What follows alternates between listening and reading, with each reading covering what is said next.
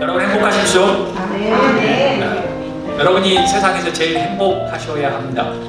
왜냐하면 우리는 예수 그리스도를 소망하고 있는 분들입니다. 우리 부모가 신앙으로 서 있는 부모가 이렇게 행복하지 않으면 자녀들이 교회 안 나옵니다. 왜냐하면 부모들이 행복하지 않는 교회를 뭐 나가겠습니까? 그래서 우리가 행복해야 합니다. 예배 참석하신 모든 분들을 사랑하며 축복합니다. 여러분, 경쟁이란 무엇일까요? 컴피티션. 경쟁이라는 것은 무엇일까요? 어떤 환경에 공존하는 생물들이 있으면 자연스럽게 일어나는 것이 컴피티션입니다. 특별히 자원이 부족할 때, 무엇인가 궁핍이 있을 때, 그때는 그 생물들이 부와 명예와 신뢰와 넉넉함과 그리고 자아 실현을 위해서 아주 먼저 유리한 고지에 올라가기 위해서 경쟁을 해야 합니다. 이런 알고리즘을 보면 세상에서는 경쟁을 피할 수 없나 봅니다. 피하기는 쉽지 않아 보입니다. 8년대 포스트마든 세계에서 모든 나라들마다 경쟁이 치열합니다. 특별히 우리 조국 대한민국은 경쟁의 천국이자 경쟁의 지옥입니다. 그래서 젊은 사람들이 웃지 못할 이야기를 하죠. 헬조선이라고 다들 이야기하죠. 이런 한국의 특징을 보고 이태리 모 철학자가 이렇게 이야기했다고 합니다. 한국은 죽음의 스펙타클이다 라고 이야기했다고 합니다. 이런 한국과 정반대의 길을 걷는 나라가 있습니다. 많이 있지만 그 중에 독일을 예로 듭니다. 독일은 1970년대 교육을 개혁을 했습니다. 그때 교육학자였던 테오도어 아도르노의 영향으로 경쟁을 의심할 여지가 없는 야만 행위로 규정을 했습니다. 그래서 지금 독일은 고등학교 졸업할 때까지 학점을 매기지 않습니다. 독일 학교에서 경쟁은 한마디로 야만 행위로 경계 대상 1호로 취급합니다. 독일의 교육을 경험한 많은 사람들과 학자들은 참으로 바람직한 교육이다라고 이구동성을 합니다. 솔직히 OECD 국가 중에서 독일의 학력평가가 21입니다. 등수를 매기지 않아도 21입니다. 그런데 독일 사람들은 좀 불만이 많은가 봐요. 왜냐하면 세계 경제로서는 최강국의 하나인데 21이니까. 그래서 불만을 갖는 독일 사람도 있지만 많은 학자들과 주변의 많은 나라 사람들은 부러워합니다. 미국의 교육학자 알피콘이라는 사람이 책을 적었습니다. No contest, the case against competition. No contest, the case against competition. 그의 책에서 인간의 경쟁을 두 가지로 이야기합니다. 구조적 경쟁, 의도적인 경쟁이라고 이야기해요. 한마디로 사회적인 구도적인 경쟁은 뭐냐면 내가 성공하기 위해서는 상대방을 짓밟고 올라가거나 상대방이 실패해야지 내가 성공할 수밖에 없는 구조적인 경쟁이 있다는 거고, 의도적인 경쟁이라고 하는 것은 내가 잘 살고 싶어서, 내가 성공하고 싶어서 억지로든 좋은 일이든 욕심을 내는 것. 그래서 의도적인 경쟁, 그 다음에 구조적인 경쟁이라고 했어요. 그래서 알피콘이라는 그 학자가 이야기합니다. 이 현 시대에 경쟁에 대해서 신화가 있는 것 같다. 그래서 첫 번째 신화는 뭐냐면 경쟁이란 피할 수 없는 현실이며 인간 본성의 한 부분이다. 첫 번째 신화. 두 번째 신화, 우리가 최선을 다하도록 동기부여를 한다. 아주 긍정적인 것이죠. 세 번째, 경쟁을 하는 것이 재미있게 보내는 아주 최선의 방법이다. 네 번째, 경쟁은 인격을 형성하고 자신감을 갖게 한다는 것이다. 그런 아름다운 신화를 이야기했습니다. 여러분은 어떻게 생각하십니까? 모두 맞는 말이죠. 우리는 그런 경쟁을 경험을 통해서 배웠습니다. 80년 동안, 70년 동안, 몇십 년 동안. 현실이 그렇게 속삭이며 고함치기 때문입니다. 어떤 분은 이렇게 말할 겁니다. 목사님, 현실이에요. 현실. 요약하면 이겁니다. 우리는 경쟁을 미화시키는 문화에서 살고 있다. 경쟁이 아름답다고 하는 그런 미화시키는 세상에서 살고 있다는 거예요. 불가피한 현실이기 때문에 저도 이해합니다. 의문의 여지가 없습니다. 사랑하는 여러분, 오늘 말씀 시리즈 제목이 11번째입니다. 제목이 경쟁의 문화입니다. 우리 다 함께 따라하겠습니다. 경쟁의 문화. 다 함께 41절 말씀을 읽도록 하겠습니다. 그 블레셋 사람도 방패든 사람을 앞세웠고 다윗에게 점점 가까이 다가왔다. 그 블레셋 사람은 다윗을 보고 나서 그가 다만 잘생긴 홍한 소년에 지나지 않는다는 것을 알고는 그를 우습게 여겼다. 아멘. 지난 다윗 시리즈의 제목이 지난주 말고 2주 전에 기억하고 계십니까?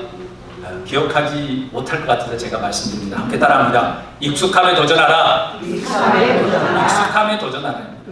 사울 왕의 화려하고 현대적인 아주 값비싼 갑옷과 무기를 벗어던지고 다윗은 자신에게 익숙한 양치기의 삶, 양치기의 도구, 하나님의 역사하시는 양치기 평원으로 택합니다. 그리고 골리앗을 싸우기 위해서 나아갑니다. 골리앗이 다윗을 보고 이야기합니다. 다윗은 잘생긴 홍한 소년에 지나지 않았다라고 표현합니다. 그래서 소년이라는 것을 알아차리자마자 골리앗이 한 행위는 뭐죠? 그를 우습게 여깁니다. 여러분, 골리앗만 특별히 나쁜 사람이어서 이런 생각을 했을까요? 골리앗이 나쁜 사람인가요? 경쟁에 제일 먼저 나타나는 특징은 무엇일까요? 경쟁에서 제일 먼저 나타나는 특징은 무엇일까요? 그렇죠. 타인을 무시합니다. 오늘 골리앗이 했던 것처럼 상대방을 우습게 여겨야 합니다. 특별히 서로 경쟁 관계에 있다면 상대를 무시하거나 비웃어야지 경쟁에서 우위를 차지할 수 있습니다. 이것은 다윗과 골리앗이 특별한 사람이 아니라 지구상에서 어떤 아이들이든 어른들이든 동물들이든 전형적인 경쟁의 문화에서는 가져야 될 첫 번째 상황입니다. 우습게 여겨야지 경쟁에서 우위를 점할 수 있습니다. 사랑하는 여러분, 경쟁이란 어디에서 시작되었을까요? 사회학적인 접근이야 인류가 형성되면서 그렇게 되었다고 하겠지요. 성서에서는 어떨까요? 성서에서는 사탄이 하와를 꼬드기면서 시작되었습니다. 창세기 3장 1절부터 4절, 5절을 보면 뱀이 하와에게 이야기합니다. 가장 강교하게 이야기합니다. 하나님이 정말로 너희에게 동산 안에 있는 모든 나무의 열매를 먹지 말라고 했니? 뱀이 여자에게 말합니다. 너희는 절대 죽지 않는다. 하나님은 너희가 그 나무 열매를 먹으면 너희의 눈이 밝아지고 하나님처럼 되어서 선과 악을 알게 된다는 것을 아시고 그렇게 말씀하신 것이다 라고 이야기합니다. 사탄이요, 하나님에게 카운터 펀치를 하나 날리기 위해서 사람과 하나님 사이에 경쟁심을 유발합니다. 사탄이 인간을 이용한 것이지. 그리고 하와가 아담을 꼬드깁니다. 하와의 꼬드김에 넘어간 아담은 발뺌을 빼듯이 손사래를 칩니다. 내가 아니에요. 저 여자 때문에 그런 거예요. 경쟁이 되기 시작합니다. 이 경쟁의 개념이 시작되면서 인간에게 땀을 흘리지 않으면 먹을 수 없게끔 주셨습니다. 이제 경쟁을 해야 되는 시기가 되었습니다. 그리고 인간의 경쟁의 개념이 최고의 결정적인 요인이 된 것은 카인이 동생을 죽이는 살인 행위 때문에 더욱더 고조가 됩니다. 왜 살인을 했죠? 경쟁하기 때문에 그랬습니다. 이후로 가족과 공동체, 그 가족과 공동체의 안정과 우위를 지키기 위해서 물건과 소유와 사람을 죽이거나 빼앗고 빼앗기는 경쟁이 시작되었습니다. 시기와 욕심, 탐욕과 전쟁이라는 개념이 시작되었죠. 여러분, 그러면 제가 여러분에게 질문합니다. 경쟁은 좋은 것인가요? 별로 안 좋으신 건가요? 네? 그럼 한 가지 더 질문합니다. 경쟁은 악한 것인가요? 선한 것인가요? 포스트 마던 시대와 자본주의는 경쟁을 미화시킵니다. 미화라는 표현은 아름답게 포장을 합니다. 당연합니다. 저도 인정합니다. 그러나 경쟁은 미화될 뿐 전혀 아름다운 것은 아닙니다. 성서적으로, 정서적으로, 현실적으로 경쟁은 수많은 죄와 악을 만들어냅니다. 그럼 골리앗의 무시와 업신여기는 것은 당연히 전쟁에서는 필수 요건이겠지요? 그렇지만 인간 존중의 사고와 하나님 안에서는 그것은 나쁜 악입니다. 사랑하는 여러분, 경쟁을 미화시키고 경쟁을 조장하는 문화에서 하나님의 사람은 어떻게 살아야 하는지, 그리고 하나님의 사람과 하나님의 뜻은 무엇인지를 발견하는 여러분이 될 수 있기를 주의 이름으로 축복합니다. 경쟁에서 선과 악이 출발하기 때문에 그렇습니다. 경쟁 뒤에 숨어있는 하나님의 뜻과 계획을 쫓는 여러분이 될 수 있기를 주의 이름으로 축복합니다. 아멘. 다 함께 43절 말씀을 읽도록 하겠습니다. 그 블레셋 사람은 다윗에게 막대기를 들고 나에게로 나아오다니 네가 나를 괴로 여기는 것이냐 하고 묻고는 자기 신들의 이름으로 다윗을 저주하였다. 여러분, 제가 질문합니다. 여러분, 다윗이 골리앗을 조롱하고 있는 것입니까? 아닙니까? 아니죠. 전혀 다윗은 골리앗을 조롱하고 있지 않습니다. 그런데 조롱하는 대신 다윗은 뭐 하고 있냐면 목숨을 걸고 손에 진땀을 흘리면서 골리앗하고 싸우러 가고 있습니다. 주목하십시오. 그런데 골리앗은 어떻게 이해하냐면 막대기로 나왔니? 네가 나를 지금 괴로 여겨? 키가 크고 힘이 센 장수가 나올 것이라고 예상했던 그 골리앗이 키가 작은 홍아래 소년이 오니까 자신을 조롱하는 줄로 생각했어요. 다윗이 사는 세상과 가치와 그리고 골리앗이 사는 세상과 가치는 전혀 달랐습니다. 기억하십시오. 사람의 가치와 생각에 따라서 그 마음속에 어떤 사고로 사느냐, 어떤 인생을 사느냐에 달려 있습니다. 지금 목숨을 걸고 죽을 둥 살 둥 떨리는 마음의 다윗과 그러니까 자신을 조롱한 것으로 이해하고 있는 골리앗, 그 상황을 그려보셔야 합니다. 오늘 말씀 아주 중요합니다. 여러분이 신앙이 아주 100% 잘못될 수도 있다는 것을 제가 예고합니다. 여러분은 어떤 마음의 가치와 어떤 삶의 자세로 이 세상을 지금 살고 계셨습니까? 그리고 앞으로 어떤 모습으로 살 것입니까? 골리앗만 그런 것이 아닙니다. 똑같은 말을 해서 다윗을 그렇게 주눅들게 하고 기죽게 했던 이스라엘 군사들도, 다윗의 형 엘리압도, 사울 왕까지도 경쟁의 가치로 다윗을 기죽게 했습니다. 만약 여러분이 경쟁에 중독이 되어 살아간다면, 목사님 저는 중독이 아니에요. 경쟁에 중독이 되어 살아간다면 세상적으로 조금 행복할 수 있을지 모르지만 그리 오래가지 않을 겁니다. 당연히 하나님 안에서는 쉽지 않을 겁니다. 말과 행동이 그리 예수님적이지 않을 겁니다. 세상과 구별되기란 더욱더 힘들 겁니다. 왜냐하면 경쟁은 성경에 없기 때문에 그렇습니다. 사랑하는 여러분, 혼자 오해하거나 조롱으로 받아들이지 않기를 주의로 축복합니다. 다윗은 전혀 조롱하지 않았습니다. 조롱으로 받아들인 사람이 골리앗이었습니다. 경쟁의 문화 속에서 사용되는 말과 행동을 벗어버리는 여러분이 될 수 있기를 주의로 축복합니다. 경쟁의 문화 대신 예수님적인 말과 행동으로 사십시오. 세상의 경쟁의 가치에서 구별되는 여러분이 될 수 있기를 주의로 축복합니다. 다 함께 44절을 읽도록 하겠습니다. 그 블레셋 사람이 다윗에게 말하였다. 어서 내 앞으로 오너라. 내가 너의 살점을 공중에 새와 들짐승의 밥으로 만들어주마. 여러분, 왜 사람들은 무시하거나 조롱을 할까요? 이 골리앗처럼 왜 무시하거나 조롱을 해야 될까요? 간단합니다. 기분이 나쁘고 화나기 때문입니다. 간단합니다.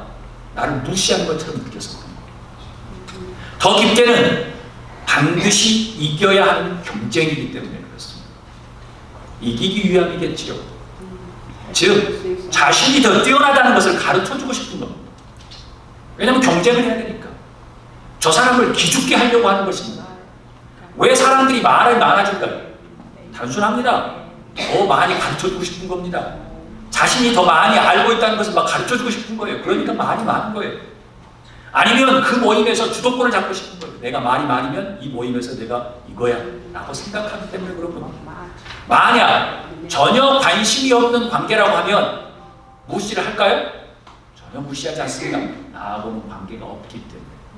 나하고 관계가 있어서 내가 저 사람보다 위에 올라가고 싶으니까 말도 많아지고 목소리도 커지고 그 다음에 저 사람한테 아는 척을 해야 되는 겁니다. 속으로 무시를 해야 되는 것입니다. 보이지 않는 경쟁 구도 안에 있기에 의식적이든 무의식적이든 상대편을 무시하고 조롱해야 합니다. 무리해서라도 더 뛰어난 척을 해야 합니다. 그래서 주목하십시오. 골리앗은 다윗에게 충고하듯이 이야기합니다. 인생이란 이런 거야, 다윗아. 인생이란 이런 거야. 전쟁은 이런 것이야. 성공이란 이런 것이야. 라고 지금 이야기하는 겁니다. 지금 현명하게 조언하듯이 무시합니다. 너 지금 그런 모습 보면 죽어. 너 죽는 거야. 들짐승의 밥이 될 거야. 잘 봐. 라고 이야기합니다. 사랑하는 여러분, 조롱은 꼭 말로만 해야지 조롱일까요? 조롱은 꼭 적군이나 상대편에서만 나올까요? 다윗의 경우는 달랐습니다. 제가 몇 주 동안 계속 말씀드립니다. 적군인 골리앗뿐만 아니라 아군이었던 이스라엘 군인들도 똑같이 조롱했습니다. 다윗은. 그리고 자신의 큰형 엘리압도 똑같이 조롱했습니다.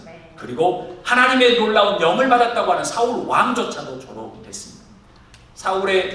다윗의 큰형이 이야기했죠. 이 건방지고 고집센 녀석아, 네가 전쟁 구경하러 왔느냐? 내가 모르는 줄 아느냐? 라고 조롱했지요.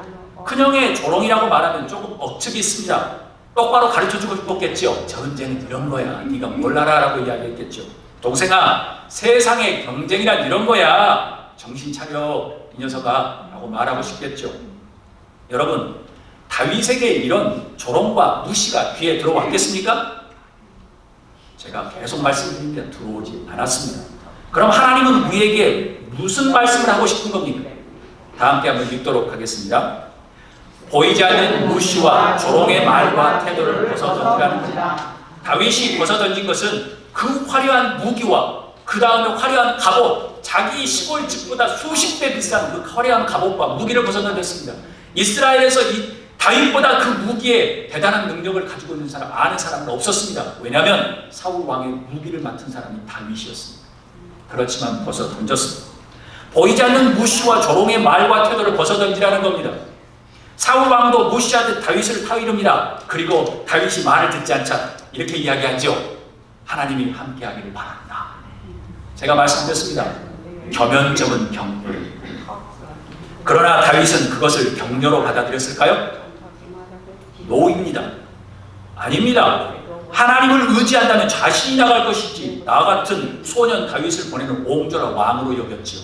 여러분, 말한다고 해서 그것이 다 전부가 아닙니다. 다윗은 그렇게 하면 당신이나 나가지 옹졸한 왕주제 라고 이야기했겠죠. 사람은 현실을 직시하라고 뛰어난 평가처럼 막 격려하듯이 이야기합니다. 사울왕처럼. 그 다음에 형 엘리압처럼 전쟁은 이런 것이야. 너가 지금 무섭게 여기로 오는 거야? 골리앗처럼 막 고함칩니다. 너 살점을 한번 들짐승에 한번 밥을 저기 해줄까? 정신 차려야지! 라고 이야기합니다. 그렇게 충고하는 것, 그런데 때로는 도움이 되기도 할 겁니다. 그렇지만 대부분 받아들인 사람은 반감을 일으킵니다. 무시하는 것으로 조롱하는 것으로 오해하기 쉽습니다. 여러분, 여러분의 격려와 조언, 여러분의 언어와 삶의 태도를 잘 묵상하는 깊이 있는 진짜 그리스도인이 될 수 있기를 주님으로 축복합니다. 아멘. 여러분, 숨어 있어 보이지 않는 조롱과 무시를 찾아버서 던지는 여러분이 될 수 있기를 주님으로 축복합니다. 아멘. 다윗이 세상의 화려한 갑옷과 무기를 벗어 던지고 경쟁에서 꼭 필요한 것을 벗어 던지고 익숙했던 양치기로 돌아갔다처럼 말입니다. 죽을 줄 알면서 골리앗에게 갔던 것처럼 말입니다. 다윗은 경쟁을 위하지도 않고 하나님의 뜻을 이루기 위해서 살았습니다. 아멘. 세상의 모든 사람들은 경쟁을 위해 살아가지만 다윗은 경쟁을 위해 산 것이 아니라 하나님께서 나에게 주신 뜻이 무엇인지를 위해서 살았던 사람. 성서에서 경쟁이라는 표현이 있습니다. 제가 가지고 있는 세 번역에는 7번 나옵니다. 그리고 지금 바뀐, 여러분이 가지고 있는 거 말고 바뀐 성서에서는 한 번 나옵니다. 그런데 그 7번 한 번 사용되는 모든 경쟁의 의미는 다 부정적입니다. 예수님께서는 경쟁이라는 단어를 한 번도 사용한 적이 없으십니다. 그리고 예수님께서는 경쟁이라는 개념 자체가 없으신 분입니다.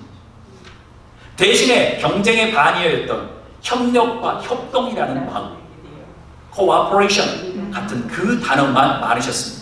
그것이 곧 어떤 것이죠? 긍휼과 헤아림의 마음의 자세였습니다.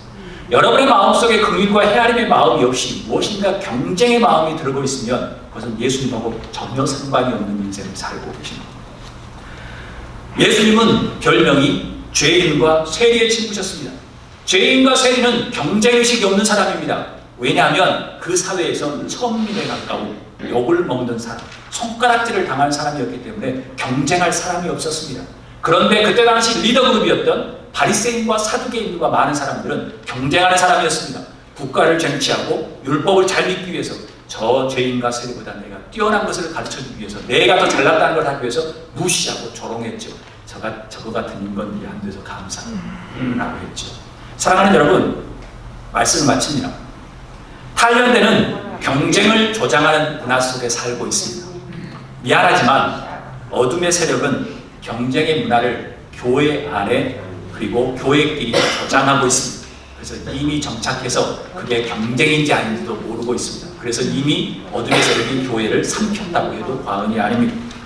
전도인지 그게 부흥인 건지 경쟁인 건지 사업하는 건지가 애매해지기 시작했습니다. 구별하기 힘든 경쟁 구도 속에 살고 있습니다. 어둠의 세력들은 예수님을 따르려는 크리스천조차도 경쟁에 집착하는 중독에 내몰리고 있습니다. 그래서 성공하면 하나님의 은혜인 양 항상 오해하며 살고 있죠. 여러분 기억하십시오. 40일 금식 기도를 끝나고 예수님께 다가왔던 것은 사탄이 시험을 했습니다. 사탄의 시험은 무엇입니까?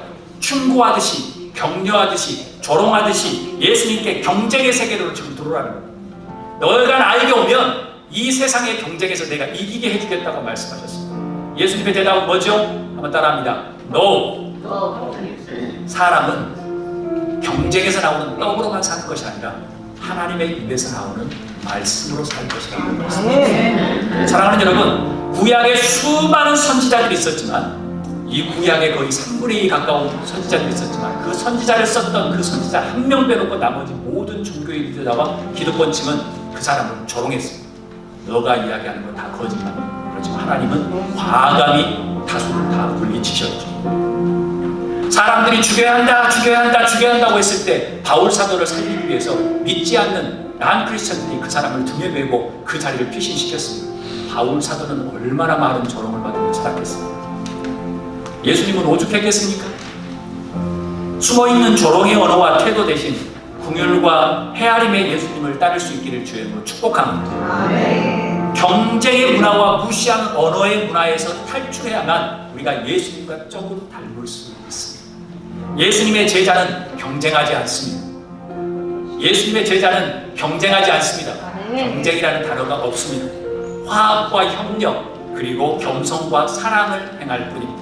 그리고 긍휼과 헤아림으로 나아갈 뿐입니다. 사랑하는 여러분, 경쟁의 문화에서 탈피하고 그것을 넘어서는 그리스도의 참된 제자가 될 수 있기를 주의 축복합니다. 이 시간 다 이 말씀을 생각하면서 한번 기도했습니다.